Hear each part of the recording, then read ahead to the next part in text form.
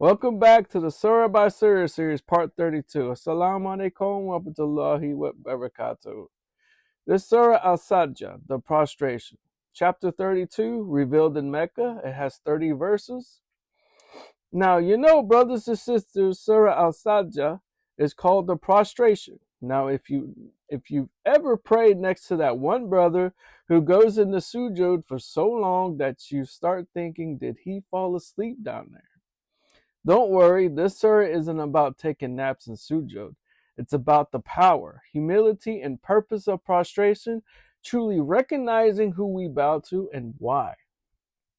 So, overview of the surah.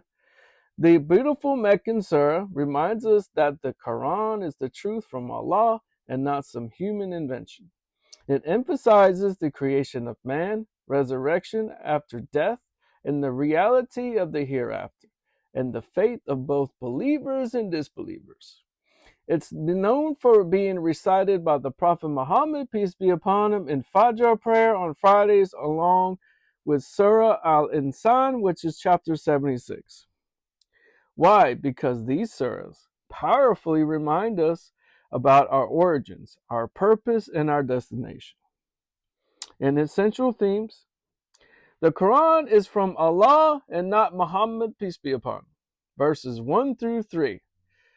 Allah begins by declaring, Alif Lam Mim. This book is without doubt from the Lord of the worlds. The Prophet Muhammad, peace be upon him, is not fabricating it.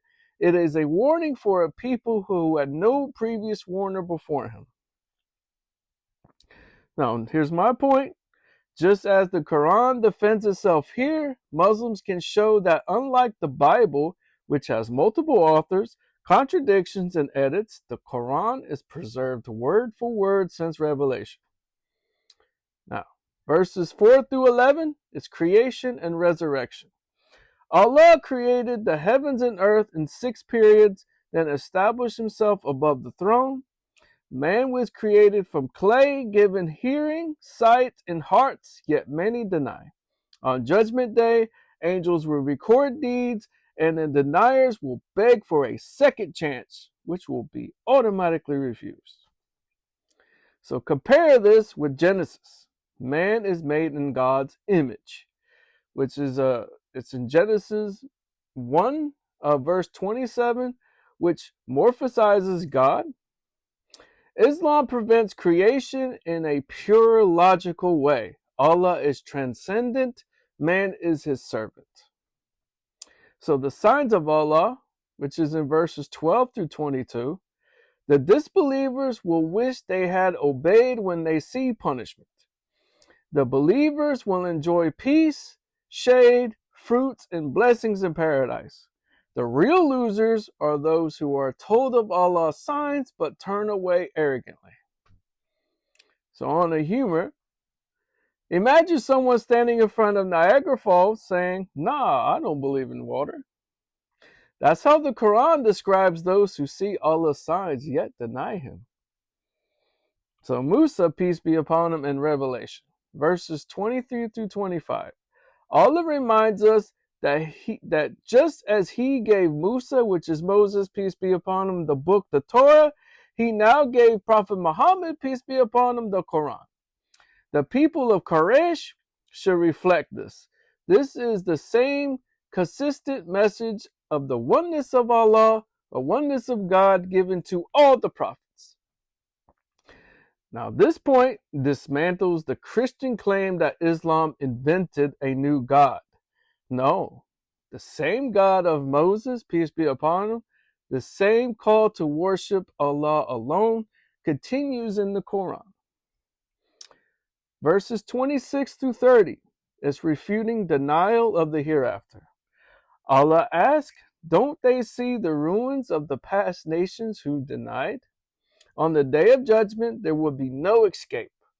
Allah tells the Prophet Muhammad, peace be upon him, turn away from their mockery and await the day when truth will be clear. So a lesson from this is the Prophet Muhammad, peace be upon him, is taught patience. The deniers may laugh now, but the last laugh belongs to the truth. So its key lessons is the Quran is divine revelation, not poetry, not human imagination. Creation is purposeful. From clay to spirit, every stage of man is deliberate. Prostration is the symbol of humility. Those who refuse it will be humbled in the hereafter. And history repeats, just like past nations were destroyed for arrogance, today's deniers are walking the same path. So patience in dawah and rejection is part of the journey. Truth will always prevail in the end. For my non-Muslims, this is the dawah. To the Christians, the Quran continues Moses' mission, peace be upon him, of pure monotheism. Jesus, peace be upon him, never called for worshiping of himself, which is found in Matthew chapter 4, verse 10. Worship the Lord your God and serve him only. But the Quran preserves this clarity without later distortions. To my atheists, denying Allah after seeing his creation is like denying the sunlight while standing under it. Life, consciousness, and morality cannot be explained without a creator. To my Muslims, to my brothers, to my sisters, this surah should strengthen us in sujud. Our prostration is not a ritual, it's the most powerful act of submission, where the forehead touches the ground in front of the one who created it.